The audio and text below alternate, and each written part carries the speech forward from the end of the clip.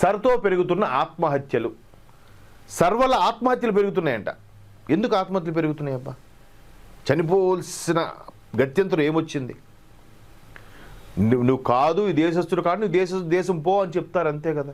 దానికి ఆత్మహత్య ఎందుకు చేసుకోవాలి అంటే అక్కడ వెనక్కి వెళ్తే వాళ్ళు ఉంచరు, చంపాడు దొబ్బుతారు. ఇక్కడ అటు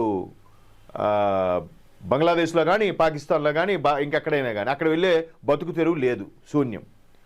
కాబట్టి వాళ్ళు వెళ్ళి ఆత్మహత్య చేసుకుంటా అని చెప్పి ఈ దీదీ గారు ఒక భయంకరమైన స్టేట్మెంట్ ఇస్తున్నారు.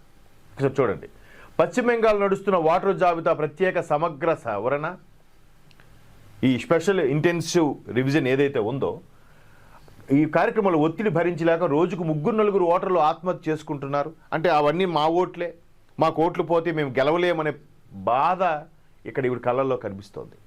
మరి వెనక ముందు ఎవరు లేరు, నాకేం అవసరం లేదు, నాకు ఆస్తులు వద్దు, ఎందుకు ఆ తాపత్రయం మళ్ళీ సీటు కోసం? వెనక ముందు ఎవరు లేకపోతే సరే. ముఖ్యమంత్రి మమతా బెనర్జీ తెలిపారు, ఇంతవరకు మొత్తం 110 మంది మరణించారని. ఆత్మహత్యను చేసి ఆసుపత్రి పాలైన వాళ్ళు 40 నుంచి 45 మంది చావు బతుకుల్లో కొట్టుమిట్టాడుతున్నారని. దీనికి సంబంధించి కాంగ్రెస్ ప్రధానమైన నాయకుడు కాంగ్రెస్లో రాహుల్ గాంధీ గారు కూడా రోజుకొక విసురులు చలోక్తులు ఎలక్షన్ కమిషన్ విసురుతున్నారు. తద్వారా భాజపా ప్రభుత్వం మీద కూడా బురద జల్లే ప్రయత్నం చేస్తున్నారు. ఎంతవరకు 1.38 కోట్ల మంది ఓటర్లను సర్వ విచారణకు పిలిచారని, ఇప్పటికే 58 లక్షల మంది పేర్లు తొలగించారని ఆమె వెల్లడించారు. నేతాజీ సుభాష్ చంద్రబోస్ జయంతి సందర్భంగా శుక్రవారం కోల్కతాలో జరిగిన కార్యక్రమంలో మమతా ప్రసంగించారు. నేతాజీ ఇప్పుడు బతికుంటే ఆయన పౌరుషత్వాన్ని కూడా సందేహించారని వ్యంగ్యంగా ఇది రొటీన్ డైలాగ్. మొన్న రవీంద్రనాథ్ ఠాగూర్ అన్నారు, ఇవాళ నేతాజీ సుభాష్ చంద్రబోస్ అంటున్నారు.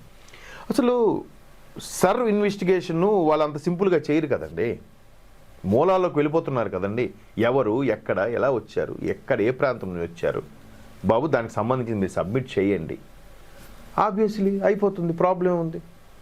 ఎక్కడెక్కడైతే నీ నెక్స్ట్ నువ్వు ఎక్కడ పుట్టావు, నీ తాత ఎవరు, తండ్రి ఎవరు అనేసరికి ఎక్కడ తడబాటు వచ్చిందో ఆబ్వియస్లీ డౌట్ వచ్చేస్తుంది. ఆ రోహింగ్యాలు అందరూ వచ్చేసారు వెధవలు, వాళ్ళు ఈ ఓవర్ యాక్షన్ గాళ్ళు. మొన్న ఎవడో ఇలాగే వాడికి, బాబు మీ తాత ఇక్కడైనా, మీ తాతకు సంబంధించిన పత్రాలు ఏమైనా చూపించంటే వాడు ఓవర్ యాక్షన్ ఏంటంటే మట్టి తీసుకొచ్చి, ఇగో మా తాత సమాధి మట్టిది, దీన్ని DNA చేయండి అన్నాడు. ఎందుకంత ఆక్రోశం అంటే నువ్వు ఇక్కడ వాడు కాదనమాట. వచ్చి తలదాచుకొని పెర్ఫార్మెన్స్ చేసి అంతర్గత కుమ్ములాటలు, ఇలాగ ఢిల్లీ బ్లాస్ట్ లాంటివి ప్లాన్ చేయడం, ఆ ప్లాన్ చేసే వెధవలకి సహకరించడం, ఇవన్నీ జరుగుతున్నాయి.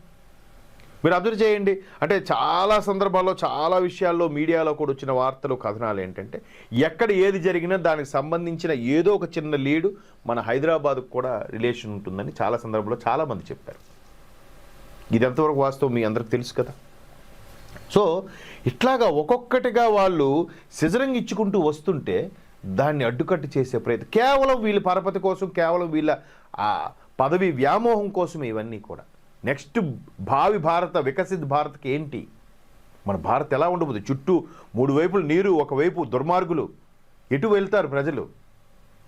మరొక్కసారి నవాబు పరిపాలన, మరొకసారి గజనీ ఘోరీల పరిపాలన, మొఘళ్ళ పరిపాలన వస్తే పరిస్థితి ఏంటి అని వీళ్ళు రేపో మాపో పోతారు. నెక్స్ట్ జనరేషన్ పరిస్థితి ఏంటి? అది ఎవరికి ఆలోచన పట్టడం లేదు, భయం కూడా ఉండట్లేదు.